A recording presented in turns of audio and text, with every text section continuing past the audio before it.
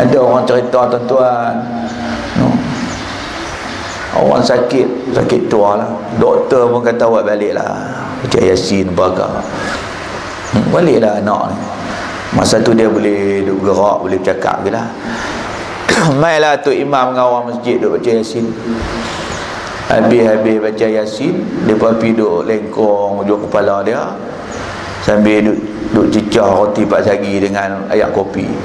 Duduk perut kan. Ada kawan cerita lah, ramai-ramai ni ada DO bagi tahu tu tanah rizab kerajaan ujung kampung kita tu, dia pun nak buat lot, nak bagi dekat anak kampung ni ya, bayar 300 ya kan. Ish, murah sungguh pula. Kawan hak sakit dah baca Yasin dah ni, dengar kata tanah murah, tak tahu bangkit duk cakung tu. Dia tanya geran ada geran. Dia pergi tanya depa geran ada ke tak? Hak baca Yasin dah tu, dengar tanah murah mau lagi. Tuan-tuan, jaga. Lagu itulah dunia. Innal insana khuliqa halu'a. Manusia dijadikan tak pernah rasa puas dengan dunia ni. Oleh kerana ada sifat tu kat kita, maka inilah yang menyebabkan halangan kita nak buat ibadat. Jadi sebab tu kena cerdik dengan dunia, baru kita boleh istiqamah dengan sembahyang. Dunia ni ambil, tapi jangan hirau. Macam Nabi tadi, jalan terus ya. Kalau duk tumpu kat dia, habis. Kadang kalau tumpu kat dia ni, maklum ni tak boleh main mengaji ni, hari Sabtu Ahad ni tak boleh. Hari ni lah nak pergi tengok cucu, hari ni lah nak pergi makan kenuri, hari ni lah macam-macam nak kemar rumah tu, mari Sampai nak reban dah anak-anak, tak ada masa nak buat. Hari ni lah nak buat, duk susul mari tu mengaji tak kan. Dia jadi macam-macam. Tapi kita ambil, tak apalah nanti ada masa buat lah, tak kisah sangat kan. Boleh mai. Tapi kalau duk kisah benda tu, tak boleh. Tak boleh. Kan doa. Yang ketiga, jadilah 3-4 benda. Teruk Mi'raj ni kalau nak cerita semua jenuh tuan-tuan, jenuh tunggu kita nak nasi itu hari ni. Teruk Mi'raj ni kalau nak baca semua kan. Kena masak nasi tak ni. Naik bang apa nama sepayuk besar tu, perebah kambing 4 ekor. Kita baca Mi'raj ni sampai habis. Baik, yang keempat. Yang ketiga, Nabi dipanggil di kiri kanan jalan dia. Pun Nabi SAW ambil pendekatan tidak menghiraukan, tak mengindah, teruskan perjalanan. Lepas tu baru Nabi tanya Jibril, siapa dia tadi yang panggil aku? Jibril kata, itulah dia seruan Yahudi dan Nasara. Tuan-tuan dan puan, ini satu lagi ditunjuk yang melekakan kita, yang menyebabkan ramai orang tak sembahyang. Ialah Yahudi dan Nasara punya kerja. Yang Allah kata, lan tarda ankal yahud walan nasara hatta tattabi'a millatahum. Orang-orang Yahudi dan Nasara tidak sekali-kali akan redha sehingga kamu mengikut agama mereka. Tak berhenti mereka duk cari jalan macam mana nak bagi orang Islam tinggal Islam dia, tinggal sembahyang dia, ibadat dia. Kita tengok dulu waktu televisyen ni ada 2 channel aja, TV1, TV2. Masa tu hitam putih. Hitam putih. Pakai bateri. Dalam satu kampung tu ada kot 3 rumah kot ada. Seminggu aja gambar elok, masuk minggu kedua semua pakai jadi berahim pendek belakang gambar. Bateri habis. Zaman ni ramai masjid surau orang sembahyang, anak muda semua kan. Sampai zaman kita lah ni, zaman tak tahu berapa ratus channel punya duk ada. Belanga besi tak atas bumbung. Cerah masjid. Yahudi hantar main bola sebiji Piala Dunia. Kan berapa ramai orang tak sembahyang sungguh. Berapa ramai biji bola di stadium tak sembahyang maghrib, tak sembahyang isya. Kan Akhirnya yang sembahyang masjid dengan Tok Haji Ibrahim ni ada kot 10 orang. Hak sembahyang jemaah di rumah lagi ramai. Tu imam dia Tuan Haji Astro. Nama tu imam dia lagi ramai. Berjayanya. Tapi kita kalau nak selamat kena ambil macam Nabi. Benda ni tak boleh lari, dia ada. Kan? Dan jangan hirau. Sampai waktu sembahyang tengok, kita tengok, tapi kita tak jadikan dia sebagai matlamat. Sembahyang kita lebih utama. Sampai waktu jalan terus boleh, tapi kalau duk tumpu hak tu yang menyebabkan kita leka.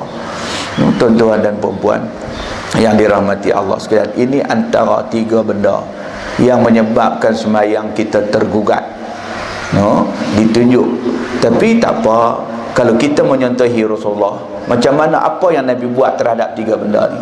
Satu, Rasulullah memusuhi, lawan apa dia? Iblis. Kan kita pun ambil sikap ni, insya-Allah boleh jaga sembahyang kita. Yang kedua, apa dia? Dunia. Nabi ambil pendekatan tidak endah terus. Kita pun endah dunia kan. Tengok-tengok nikmat seronok dunia, tapi kita teruskan kerja kita. Kita boleh jaga sembahyang. Yang ketiga, Yahudi Nasara pun Nabi ambil jalan terus juga, tak endah panggilan depa. Barulah kita boleh konsisten dengan ibadat solat, ibadat sembahyang kita, insya-Allah. Tuan-tuan dan puan-puan yang dirahmati Allah sekalian, itu 2. Dan yang mengambil sekali nak ambil satu lagi, Isra Mi'raj ni. Macam mana ditunjuk dalam peristiwa Isra Mi'raj, Nabi dalam perjalanan nak ambil perintah sembahyang, kemudian berjaya mengharungi semua halangan-halangan ni. Ada satu perkara yang berlaku kepada Rasulullah sebelum tu, yang kena berlaku juga pada diri kita, baru kita ada kekuatan. Sebelum di Isra dan di Mi'rajkan, baginda dibawa dulu oleh Jibril ke tepi telaga Zamzam dalam Masjidil Haram. Apa yang berlaku di situ, iaitulah dibedah dada Rasulullah sallallahu alaihi wasallam, disucikan hatinya dengan air Zamzam. Kemudian dimasukkan dalam dada dia ilmu, iman, yakin, hikmah dan sebagainya. Tutup balik, dicop khatmun nubuwah. Lepas tu baru dibawa jalan. Tuan-tuan, cantik Tuhan tunjuk kat kita. Ini persediaan nak jadi hamba Allah yang berjaya dalam hidup dia, menjunjung perintah Allah, yang mempunyai daya jati diri untuk menghadapi segala rintangan dalam perjalanan tu. Kekuatan dalaman kita, tuan-tuan, inilah yang menjadikan kita ni bernilai di sisi Allah. Bila dada kita dipenuhi dengan iman, dengan ilmu, hikmah, kebijaksanaan, takwa, sabar, benda-benda ini masukkan dalam daya Nabi, baru kita jadi insan yang kuat, hamba Allah yang kuat, yang tak mudah diperdaya oleh iblis, yang tak mudah diperdaya oleh dunia, oleh Yahudi, Nasara dan sebagainya. Kan? Tapi kalau tak ada hal ni, kita pun jadi berharga. Pasal ada benda ni di sisi Allah. Dalam diri kita ada iman, dalam diri kita ada Islam, dalam diri kita ada takwa kepada Allah. Kita kalau tak ada benda ni, tuan-tuan, tak ada nilai seduit di sisi Allah Ta'ala. Sebab tu saya selalu kata, hidup kita ni macam botol air, macam botol. Kan? Diri kita ni macam botol. Botol itu nak jadi berharga ke tak, bergantung apa yang kita masukkan dalam botol itu. Tidak, tu botol air mineral kan. Kalau buah air biasa tu RM1 harga. Drinking water RM1. Kalau buah mineral water RM2. Dia naik RM1. Botol yang sama. Kalau buah air longkang, seduit pun tak laku, tak ada harga langsung. Kan? Kalau buah madu lebah RM30 lebih. Botol kecil mineral tu lebih 30. Saya biasa beli. Naik ke Mary Helen, Kok tapah masa tu jumpa orang asli jual madu lebah. Saya pun ingat ini tentu asli lah, sebab hak jual orang asli, no? Tentu asli. Kita pun beli, turun tanya berapa dia kata RM30. Beli kita pun naik sampai atas, datang berancang. Lagi banyak orang jual. Tanya dia pula, ni berapa? 2 botol RM30. Kata celakui, tunggu aku kenal lah tadi, terkenal dengan orang asli. Orang asli kenal ustaz, no? Kan dia jadi mahal bergantung apa yang kita letak dalam tu. Tapi madu asli betul lah. Kalau tak asli RM10 lah. Kalau asli 30-40. Tapi masalah nak tahu lagu mana asli tak asli, no? Ada satu petua saya nak ajak tuan-tuan, macam mana nak tahu madu tu asli ke tak asli. Senang je, no? Kita buat balik rumah madu tu, balik rumah. Kalau bini marah, hak tu madu asli. Kalau bini tak marah, hak tu tak asli. Hak tu tahu tak, no? Tuan-tuan dan puan-puan sekalian, lagu tu lah juga hidup kita. Hidup kita macam betul tu. Kalau tak ada dalam diri kita iman, Islam, taqwa, kan, apa yang dimasukkan ke dalam dada Nabi SAW, kita tak ada nilai di sisi Allah Subhanahu Wa Taala. Dan inilah dia yang memberi kekuatan yang Rasulullah kan boleh harungi semua yang mengganggu dia. Sebab tu hari ni kalau tak mengaji, tuan-tuan dan puan-puan, kita bukanlah nak benda-benda tu kena balik. Okey, Pak Hang bedah aku dulu, saya aku bedah Pak Hang pula. Lepas tu tuang buah Quran biji dalam dada.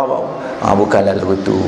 Kita dengan proses belajar, nak bagi ada iman dalam diri kita kena mengaji tauhid, nak bagi ada Islam dalam diri kita kena mengaji fiqh, kan? Semua ni nak belajar, kan? Barulah kita ada kekuatan. Kalau bercakap soal semayang, mailah apa halangan pun, semayang tetap menjadi pilihan kita yang utama. Sebab dalam ada kekuatan. Orang yang boleh tinggal semayang, yang tak malu dengan Allah dan sebagainya, yang terpedaya, tergoda dengan dunia, terhasut dengan Yahudi Nasara, yang tidak ada kekuatan dalam ni, no? Ni Isra Mi'raj tunjuk pada kita cukup cantik, tuan-tuan. Tu baru 3-4 perkara yang kita sentuh. Sedangkan banyak lagi nu yang Nabi jumpa, macam mana kelaku manusia, yang tu kan pintas lalu kita dengar. Tapi fokus dia Isra Mi'raj ni as-salah, sembahyang. Marilah sama-sama kita memperelokkan sembahyang kita.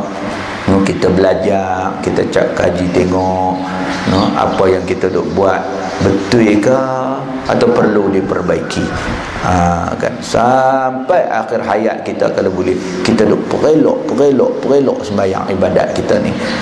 Inilah dia orang yang membesar dan mengagungkan solat, yang diagungkan oleh Allah Ta'ala dari segi cara persyariatan dia, sehingga Allah jemput Nabi sendiri bagi kepada dia secara direct, tidak diwakilkan kepada Jibril sebagaimana Allah syariatkan fardu-fardu lain dalam Islam. Jadi saya ingat itulah untuk renungan kita sebenar bulan Muharram, bulan Rejab, kan kita perbanyakkan amal ibadat kita, di samping kita fokus kepada muhasabah semayang kita selama ni, kan, mana hak elok dah cantik tambah, mana ada benda yang tak apa nak betul kita berbetul, hak duk semayang fardu dah tambah dengan hak sunat, hak yang buat sunat dah perbanyakkan lagi benda sunat. InsyaAllah kalau benda ni kita lakukan bagi muhasabah dalam diri kita sampai ke akhir hayat kita, maka kita orang yang bijak lah menggunakan nikmat hidup yang Allah Ta'ala masih bagi kepada kita, insyaAllah. Wallahu a'lam. Al-Fatihah. A'udzubillahi minasyaitanirrajim. Bismillahirrahmanirrahim. Alhamdulillahirabbil alamin arrahmanir rahim maliki yaumiddin. Iyyaka na'budu wa iyyaka nasta'in ihdinas siratal mustaqim siratal ladzina an'amta 'alaihim ghairil maghdubi 'alaihim waladdallin. Amin. Bismillahirrahmanirrahim. Alhamdulillahirabbil alamin wassalatu wassalamu ala sayyidil mursalin wa ala alihi wa sahbihi ajma'in. Allahumma rabbana taqabbal minna innaka antas samiul alim. Allahumma arinal haqqa haqqan warzuqna ittiba'ah wa arinal batila batilan warzuqna ijtinabah. Allahumma inna nas'aluka al-huda wat tuqa wal afafa wal ghina. Allahumma inna nas'aluka ilman nafi'an wa qalban khashi'an wa yaqinan sadiqan wa dinan qayman wa rizqan wasi'an wa amalan mutaqabbala. Allahumma ja'alna mimman yastami'una al-qawl fayattabi'una ahsana. Allahumma barik lana fi Rajab wa Sya'ban wa ballighna Ramadan. Rabbana atina fid dunya hasanah wa fil akhirati hasanatan wa qina azaban nar. Sallallahu ala sayyidina Muhammad wa ala alihi wa sahbihi ajma'in. Walhamdulillahi rabbil alamin. Taqabbalallahu minkum.